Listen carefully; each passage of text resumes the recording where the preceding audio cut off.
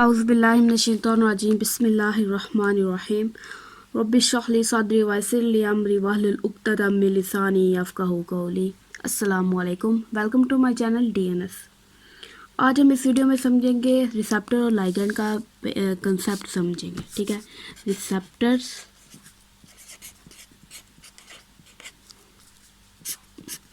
और दूसरा है हमारे पास लाइगेंड। ठीक है, तो सबसे पहले बात करते हैं रिसेप्टर की। रिसेप्टर क्या है? एक स्पेसिफिक मैक्रोमोलिक्यूल है। ठीक है, जिसके साथ जब कोई स्पेसिफिक केमिकल एजेंट आकर बाइंड करेगा, ठीक है, तो उसके नतीजे में क्या होगा, एक रिस्पॉन्स मिलता है। ठीक है, इसकी डेफिनेशन देख लेते हैं। सबसे पहले रिसेप्टर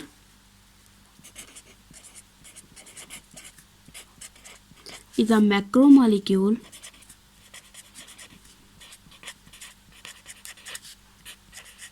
एक मैक्रोमोलिक्यूल है। ठीक है, to which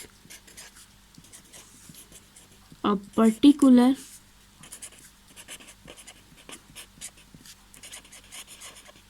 ligand binds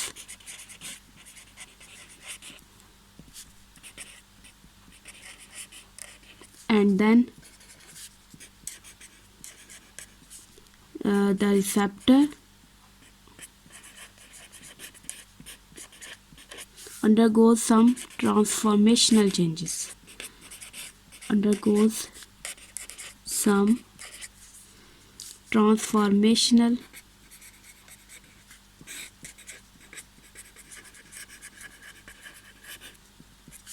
changes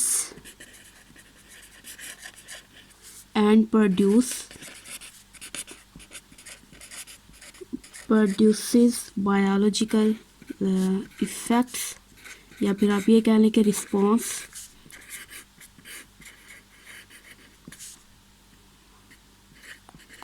on the body. ठीक है, रिसेप्टर एक ऐसा मैक्रोमोलिक्यूल है जो जिसके साथ जब कोई स्पेसिफिक लाइगेंड बाइंड होगा, ठीक है, बाइंड होने के बाद रिसेप्टर के अंदर क्या होगा, ट्रांसफॉर्मेशनल चेंजेस आएंगे। ठीक है, उस ट्रांसफॉर्मेशनल चेंजेस की वजह से बॉडी के अंदर क्या होगा, बायोलॉजिकल इफेक्ट प्रोड्यूस होगा।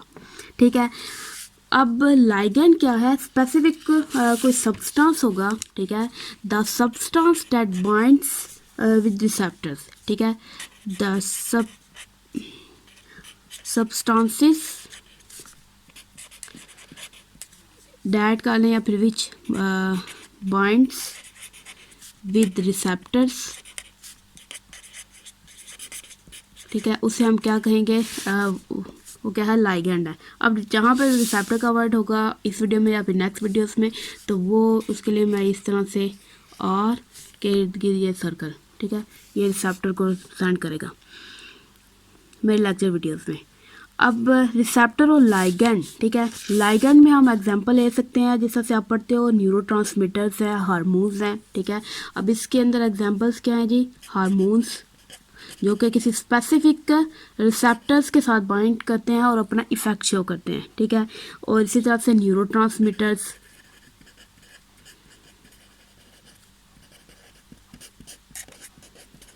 पीछे हमने पिछली वीडियो में पीछे जो हमने लेक्चर पढ़ा है, ठीक है, उसके अंदर हमने बात की थी उसकी सेंस ऑफ टेस्ट की। ठीक है, तो सेंस ऑफ टेस्ट के अंदर स्पेसिफिक केमिकल्स होते हैं जो रिसेप्टर्स के साथ बाइंड करते हैं। ठीक है, अब वो बाइंड करके आगे से स्टिमुलेट करते हैं। ठीक है, तो स्टिमुलेट करता है कोई बायोलॉजिकल रिस्पॉन्स। ठीक है, अब न्यूरोट्रांसमीटर्स हैं, ठीक है, इनकी वजह से क्या होता है, एक्शन पोटेंशियल जनरेट होगा। हार्मोन्स हैं, हर एक हार्मोन का एक स्पेसिफिक फंक्शन होगा। ठीक है, अब इसी तरह से जो ड्रग्स हैं, ठीक है, वो मेडिसिनल भी हो सकती हैं और एडिक्टिव भी हो सकती हैं। हर एक का एक स्पेसिफिक इफ़ेक्ट होगा।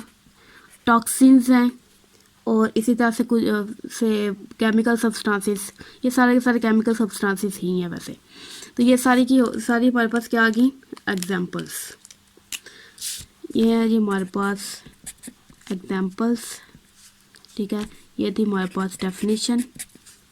अब ये है हमारे पास रिसेप्टर की डेफिनेशन। ठीक है, अब रिसेप्टर की भी काफ़ी सारा टाइप्स होती हैं। ठीक है, सबसे पहले आप एक दफ़ा हम इसको देख लेते हैं कि जब लाइगेंड है ठीक है। जिस तरह से इंजाइम और इंजाइम जब सबस्ट्रेट के साथ अटैच हो जाता है, ठीक है, इसी तरह से ही है कि इंजाइम आप समझ लें रिसेप्टर है, ठीक है, और जो सबस्ट्रेट है sorry yes of course substrate जो वो क्या है लाइगेंड, ठीक है। लाइगेंड जब रिसेप्टर के साथ बाइंड करेगा तो एक स्पेसिफिक रिएक्शन होगा, ठीक है। इसी तरह से जब इंजाइम के साथ कोई स्पेसिफिक सबस्ट्रेट अगर अटैच होगा तो एक स्पेसिफिक रिएक्शन होगा, ठीक है। तो इसमें भी यही होगा कि लाइगेंड है जो वो जब बाइंड करेगा किसके साथ, रिसेप्टर के साथ, ठीक है। तो क्या होगा, पहले हमारे पास कन्फर्मेशनल या फिर आप ये कह लें कि स्ट्रक्चरल चेंजेस कह लें, ट्रांसफॉर्मेशनल चेंजेस कह लें, ठीक है। चेंजेस आएंगी रिसेप्टर के स्ट्रक्चर में, ठीक है, उसके केमिकल स्ट्रक्चर में चेंजेस आएंगे और उसके बाद क्या होगा, कोई हमारे पास बायोलॉजिकल इफ़ेक्ट हमें मिलेगा या फिर आप ये कह लें कि हमें रिस्पॉन्स मिलेगा, ठीक है। अब लाइगेंड और रिसेप्टर ये दोनों स्पेसिफिक होते हैं। जिस तरह एंजाइम, हर एक एंजाइम के लिए एक स्पेसिफिक सबस्ट्रेट है, ठीक है, या फिर ये कह लें कि हर एक सबस्ट्रेट के लिए एक स्पेसिफिक एंजाइम है। इसी तरह से जो लाइगेंड है, ठीक है, हर एक स्पेसिफिक लाइगेंड के लिए स्पेसिफिक रिसेप्टर्स मौजूद है हमारी बॉडी में, ठीक है। तो अब हम थोड़ा सा बात करते हैं रिसेप्टर की टाइप्स की। बल्कि एक चीज़ और यहाँ पर समझ लें कि प्लाज्मा प्रोटीन्स हैं जो, ठीक है, प्लाज्मा प्रोटीन्स इनके साथ भी लाइगेंड्स जाकर अटैच हो जाते हैं। जिस तरह से थायराइड हार्मोन है, ठीक है, अगर आपने सही से पिछले क्लासेस में या फिर अपना सिलेबस पढ़ा है तो आपको याद होगा कि जो थायराइड हार्मोन्स हैं, ठीक है, वो जब ब्लड के अंदर फ्लो करते हैं, ठीक है, ब्लड के ज़रिए जब वो ट्रांसपोर्ट होते हैं अपने टारगेट टिश्यू तक, ठीक है, तो ये जो T3 और T4 हैं, ठीक है, थायराइड हार्मोन्स हैं, ये अटैच हो जाते हैं प्लाज्मा प्रोटीन के साथ, ठीक है, ताकि इनकी जो ट्रांसपोर्ट है वो सही तरीके से हो जाए, ठीक है। प्लाज्मा प्रोटीन के साथ बाइंड होकर ये क्या करते हैं, ये ट्रांसपोर्ट होते हैं अपने टारगेट टिश्यूज़ तक, ठीक है। जिस तरह से आपने एक जगह से दूसरी जगह जाना होता है और आप ये जो ट्रांसपोर्ट व्हीकल्स हैं, ठीक है, बसेस, कार्स वगैरह का इस्तेमाल करते हैं, इसी तरह से। अब ये प्लाज्मा प्रोटीन से इसके साथ हार्मोन्स अटैच तो होंगे, लेकिन कोई कन्फर्मेशनल चेंज प्लाज्मा प्रोटीन के अंदर होगा या नहीं होगा उसको छोड़ें। उसके बाद क्या होगा, कोई इफ़ेक्ट, कोई रिस्पांस आपको नहीं मिलेगा, ठीक है। जब प्लाज्मा प्रोटीन के साथ लाइगेंड अगर अटैच हो जाते हैं, लाइगेंड में हमने बात की है किसकी, हार्मोन, थायराइड हार्मोन की, एग्जाम्पल हमने लिया थायराइड हार्मोन्स की, ठीक है। जब वो अटैच हो जाते हैं तो उसके नतीजे में कोई आपको रिस्पांस नहीं मिलता, ठीक है। रिस्पांस अगर आपको ना मिले इसका मतलब है कि plasma proteins they are not receptors, ठीक है। तो रिसेप्टर का ये होता है कि जब उसके साथ कोई लाइगेंड या कोई केमिकल सब्सटेंस अगर अटैच हो जाएगा तो वो क्या करेगा, आगे से कोई रिस्पॉन्स शो करेगा, ठीक है। That's why it's called as receptor, ठीक है। तो ये है जी बेसिक कंसेप्ट किसका, रिसेप्टर और लाइगेंड का, ठीक है। अब हम इसमें आप देख लें कि जो रिसेप्टर्स हैं, ठीक है, रिसेप्टर्स की आगे से टाइप्स हैं, ठीक है। इसमें थोड़ी सी हम टाइप्स डिस्कस करते हैं रिसेप्टर की, ठीक है। टाइप्स ऑफ रिसेप्टर्स, अगले पेज पे लिख लेते हैं।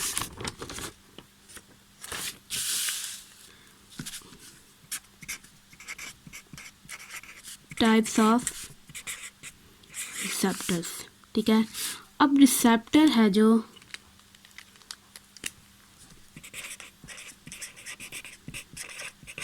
उसकी लोकेशन की वजह से, ठीक है, लोकेशन की वजह से हम क्या करते हैं, उसको क्लासिफाई करते हैं, ठीक है। अब रिसेप्टर्स ऐसे रिसेप्टर्स जो सेल मेम्ब्रेन के इर्द गिर्द सेल मेम्ब्रेन के पे पाए जाएं, ठीक है, या फिर ये कह लें कि आउटसाइड द सेल जो हों, ठीक है। Receptors located outside the cell, यानी कि जो सेल मेम्ब्रेन के ऊपर मौजूद होंगे वो वाले रिसेप्टर्स। अब दूसरे हमारे पास क्या है, जो सेल के अंदर मौजूद होंगे, ठीक है। Receptors located inside the cell, ठीक है। ये है रिसेप्टर की दो टाइप्स, ठीक है। अब इन ये दो टाइप्स क्यों हैं, एक तो ये हम कहते हैं कि लोकेशन की वजह से, ठीक है, और दूसरी ये भी है कि ये ऐसे अपने लाइगेंड स्पेसिफिक की वजह से भी है, ठीक है, कि कुछ स्पेसिफिक लाइगेंड्स होते हैं, ठीक है, ऐसे केमिकल सब्सटेंसेस होते हैं जो सेल मेम्ब्रेन के से पास नहीं हो सकते, ठीक है। सेल मेम्ब्रेन की परमिएबिलिटी की वजह से वो सेल के अंदर नहीं जा सकते, ठीक है। तो सेल के अंदर नहीं जाएंगे तो क्या करेंगे, उन्होंने अपना रिस्पॉन्स शो करना है, ठीक है। जस्ट लाइक इंसुलिन सेल के अंदर तो नहीं जाती, ठीक है, वो क्या करती है, सेल के बाहर ही बाइंड हो जाती है अपने रिसेप्टर के साथ। जब वहाँ वो बाइंड हो जाती है अपने रिसेप्टर के साथ, तो अपना जो उसका रिसेप्टर है, ठीक है, वो इंट्रासेलुलर सिग्नलिंग का काम करेगा, ठीक है। इंट्रासेलुलर सिग्नलिंग यानी कि बाहर से आप क्या कर रहे हैं, आपने बाहर से क्या किया, बल्ब बजाई, ठीक है। आप जब किसी घर जाते हैं, ठीक है, बाहर से डायरेक्ट तो ही ना अंदर घुस जाते, ठीक है। वो जो गेट है, जो दीवारें हैं घर के इर्द गिर्द, वो सारी की सारी आप समझ लें कि क्या है, सेल मेम्ब्रेन है, ठीक है। अब घर के अंदर जाना है, वो बैरियर लगा हुआ है, ठीक है, तो आप क्या करेंगे, घर के अंदर तो वही लोग जा सकते हैं ना जिनके पास चाबी वगैरह होगी, या फिर अगर आजकल की जनरेशन की बात करें तो जिसके पास वो पासवर्ड वगैरह होगा दरवाज़ा खोलने के लिए। अच्छा आगे देखें तो वो यानी कि वही अंदर जा सकेगा। अब अगर कोई बाहर वाला आदमी जब घर के अंदर जाना चाहेगा, ठीक है, उसको ऐਵੇਂ ही तो ना घर के अंदर आने दे देना, पहले वो क्या करेगा, बेल बजाएगा, ठीक है। बेल बजाई है उसने, मीन्स वो रिसेप्टर के साथ बाइंड हुआ। अब बेल बजी है, अंदर जाकर सिग्नल हुए हैं, सिग्नलिंग जो बेल के ज़रिए, ठीक है, साउंड के ज़रिए घर वालों को सिग्नलिंग मिली है, ठीक है। तो वो क्या हुआ, रिसेप्टर का काम है, ठीक है। रिसेप्टर क्या करेगा, बताता है कि बाहर इंसुलिन आया, अब इंसुलिन जो काम कहेगा उसके मुताबिक काम होगा, ठीक है। जस्ट लाइक एपिनेफ्रिन भी एक हार्मोन है, वो भी रिसेप्टर के साथ बाइंड करके बाहर से ही अपना काम सारा निकलवा लेता है, ठीक है। अब हम इनको अगली वीडियोस में इंशाल्लाह देखेंगे। तो सबसे पहले इधर आ जाते हैं इनके बारे में, इनकी प्रॉपर्टीज़ के बारे में, ठीक है। सबसे पहले जी जो रिसेप्टर्स बाहर मौजूद हैं सेल के बाहर, ठीक है, इसके जो लाइगेंड्स हैं, ठीक है, जो लाइगेंड्स हैं उनकी नेचर जो है वो थोड़ी डिफरेंट होगी, ठीक है। मीन्स के जो कलर चेंज, ऐसे लाइगेंड्स जिनका मॉलिक्यूलर वेट लार्ज है, ठीक है, जिसका मॉलिक्यूलर वेट लार्ज है, ठीक है। फॉर एग्जांपल हमारे पास है पेप्टाइड, ठीक है, तो ये हो गया। और दूसरा हाईली पोलर कह लें या फिर हाईली चार्ज्ड, ठीक है। जो अगर जस्ट लाइक आप ये कह लें प्रोटॉन्स हैं, ठीक है, और कैटेकोलामीन,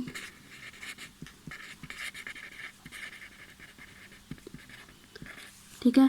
तो ये लाइगेंड की सबसे पहली जो प्रॉपर्टीज़ हैं, ठीक है, वो ये कि उसका लार्ज मॉलिक्यूलर साइज है, ठीक है, पेप्टाइड है, इंसुलिन है, ठीक है, हाईली पोलर है, ठीक है, या फिर चार्ज्ड है। अब उसके अंदर जिस लाइक प्रोटॉन को डायरेक्टली एंटर नहीं हो सकते, इसी की वजह से फिर वो एटीपी सेंसिस में भी काम आता है। और दूसरा कैटेकोलामीन, ठीक है, ये एक हार्मोन है, आई थिंक सो, या ड्रग है, थिंक सो हार्मोन है। अच्छा, अब आगे देखें कि ये जो है सारा जो लाइगेंड साइन की स्पेसिफिसिटी है कि ऐसे जो लार्ज मॉलिक्यूलर वेट वाले और पोलर होंगे, ठीक है, वो अंदर नहीं जा सकेंगे, ठीक है। दूसरी तरफ जो अंदर जा सकते हैं लाइगेंड्स, इसका अपोजिट कर लें, ऐसे लाइगेंड्स जिनका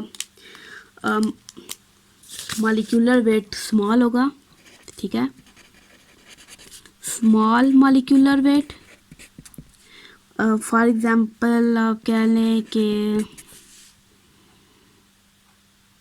ग्लूकोज एंटर हो सकता है, ठीक है, और हाईली पोलर चार्ज, इसका अपोजिट कर लें कि लिपिड सॉल्युबल है, या फिर पोलर होने का मतलब ये है कि वो लिपिड सॉल्युबल नहीं है, हाइड्रोफिलिक है, ठीक है, तो इसका अपोजिट हाइड्रोफोबिक कर लें। बेस्ट ये होगा कि हम ये लिख लेते हैं कि लाइपोफिलिक, वो लिपिड सॉल्युबल है, ठीक है। अब लिपिड सॉल्युबल है तो ये हो गया जी हमारे पास लाइगेंड्स के अपोजिट करैक्टर्स, ठीक है, लाइगेंड के बारे में। तो इनकी स्पेसिफिसिटी की वजह से क्या होगा कि ये सारे इनके रिसेप्टर्स इनकी नेचर की वजह से इन मुख्तलिफ जगह पे हैं। अगर ऐसे लाइगेंड्स जो सेल के अंदर दाखिल हो सकते हैं, ठीक है, उनके रिसेप्टर सेल के अंदर मौजूद हैं, ठीक है, और जिनके जो सेल के अंदर दाखिल नहीं हो सकते उनके रिसेप्टर सेल के बाहर मौजूद हैं, ठीक है। तो ये था हमारे पास सिंपल। अगर हम लाइपोफिलिक की मज़ीद एग्जांपल्स देखें तो इसमें सारे के सारे स्टीरॉयड हार्मोन्स आ जाते हैं, ठीक है। अब स्टीरॉयड हार्मोन्स में क्या है, टेस्टोस्टेरोन है, लिख देते हैं जी एग्जांपल्स में। स्टीरॉयड हार्मोन,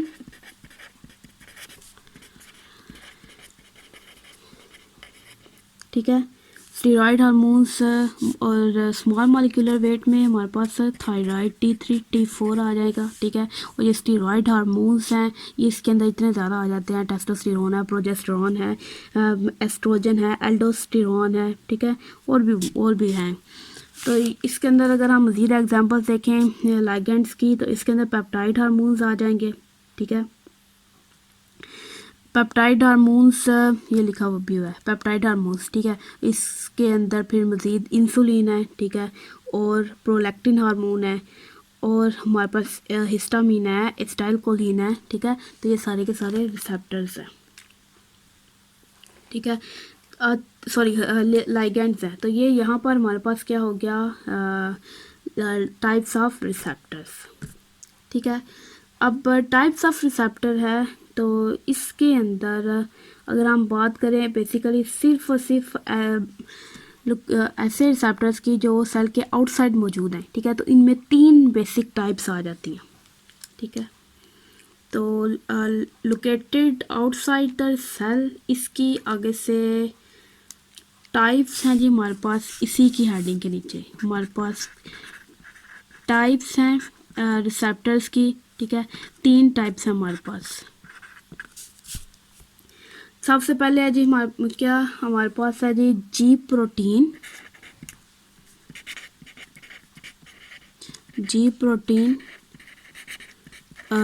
कपल्ड रिसेप्टर्स, ठीक है। उसके बाद enzyme linked receptors, ligand operated ion channels,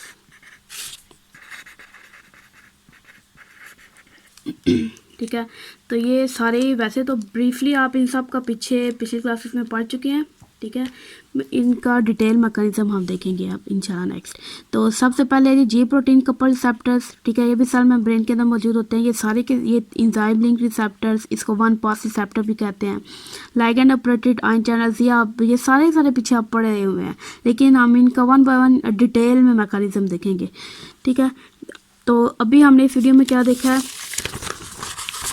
तब से हमने बेसिक्स कंसेप्ट देखा है रिसेप्टर और लाइगेंड का, ठीक है। रिसेप्टर किसे कहते हैं, उसकी डेफिनेशन देखी है कि वो एक मैक्रो मॉलिक्यूल है, जब वो किसी लाइगेंड के साथ बाइंड होगा तो एक स्पेसिफिक रिस्पॉन्स जो है वो हमें मिलेगा।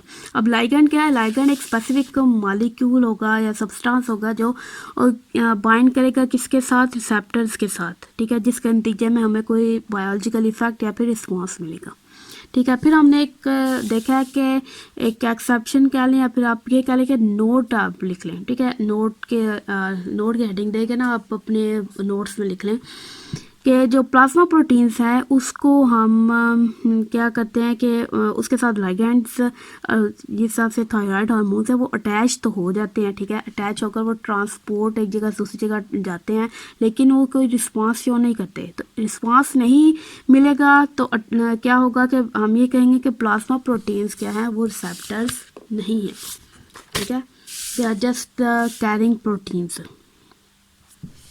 उसके बाद हमने बात किया टाइप्स ऑफ रिसेप्टर्स की। रिसेप्टर्स की दो टाइप्स हैं, एक ऐसे जो सेल के बाहर मौजूद है, दूसरे जो सेल के अंदर मौजूद है, ठीक है। अब जो सेल के बाहर मौजूद है उसके अंदर जो लाइगेंड्स हैं, ठीक है, उसके साथ जो लाइगेंड बाइंड होंगे वो ऐसे लाइगेंड होंगे जिनका मॉलिक्यूलर वेट ज़्यादा होगा, जिस तरह से पेप्टाइड हार्मोन्स है। अब पेप्टाइड हार्मोन्स के आगे से मज़ीद एग्जांपल क्या होगी, इंसुलिन, ठीक है, प्रोलैक्टिन हार्मोन। और दूसरी प्रॉपर्टी क्या थी लाइगेंड की, हाईली पोलर होंगे, ठीक है, वाटर सॉल्युबल होंगे, ठीक, जिस तरह से प्रोटॉन है, कैटेकोलामीन है, ठीक है। ये सारे के सारे क्या हैं हमारे पास ऐसे लाइगेंड्स हैं जो किसके साथ बाइंड होते हैं, जो ऐसे रिसेप्टर्स के साथ जो सेल के बाहर मौजूद हैं। और दूसरी तरफ हमारे पास दूसरी टाइप जो आ जाती है रिसेप्टर्स की, वो ऐसे रिसेप्टर्स हैं जो सेल के अंदर मौजूद होंगे, ठीक है। अब जो अंदर मौजूद हैं तो मीन्स के ऐसे लाइगेंड इनके साथ बाइंड हो कर पाएंगे जो सेल के अंदर जा सकते हैं। अब ये तो आपने प्लाज्मा प्रोटीन के प्रॉपर्टीज़ में भी देखा होगा, सॉरी प्लाज्मा मेम्ब्रेन, ठीक है, आई रिपीट प्लाज्मा मेम्ब्रेन या फिर साइटोप्लाज्मिक मेम्ब्रेन की आपने प्रॉपर्टीज़ में भी देखा होगा कि ऐसे मॉलिक्यूल्स जो स्मॉल, जिनका मॉलिक्यूलर वेट स्मॉल हो या फिर वो लाइपोफिलिक हो, ठीक है, वही मेम्ब्रेन को इजीली क्रॉस कर सकते हैं, ठीक है। अब आगे स्मॉल मॉलिक्यूलर वेट वाले जो लाइगेंड्स हैं उनकी एग्जांपल्स मेरे ग्लूकोज है, T3 T4, ठीक है, ये थायराइड हार्मोन्स हैं। और लाइपोफिलिक में हमने बात की है स्टेरॉयड हार्मोन्स, ठीक। अब नेक्स्ट है जी हमारे पास जो ऐसे रिसेप्टर्स जो सेल के आउटसाइड मौजूद हों, ठीक है, उनके आगे से तीन टाइप्स हैं, जी protein couple receptors, enzyme linked receptors and ligand operated ion channels, ठीक है। सारे के तीनों का आप ब्रीफली आप पढ़ चुके हैं पिछली क्लासेस में, तो अभी हम वन बाय वन को डिटेल में डिस्कस करेंगे। The most important one is ji protein couple receptors. अगर आपसे क्वेश्चन आ जाए इंट्रासेलुलर सिग्नलिंग के बारे में तो जी प्रोटीन कपल रिसेप्टर्स को आप एक्सप्लेन करेंगे। लाइगेंड ऑपरेटेड आयन चैनल्स, ये तो आप उसमें एक्शन पोटेंशियल को की डिटेल जब आप पढ़ते हैं तो उसके अंदर आपने इसको पढ़ लिया होगा, ठीक है। तो चलें जी इंशाल्लाह नेक्स्ट वीडियो में मिलेंगे। अल्लाह हाफिज़।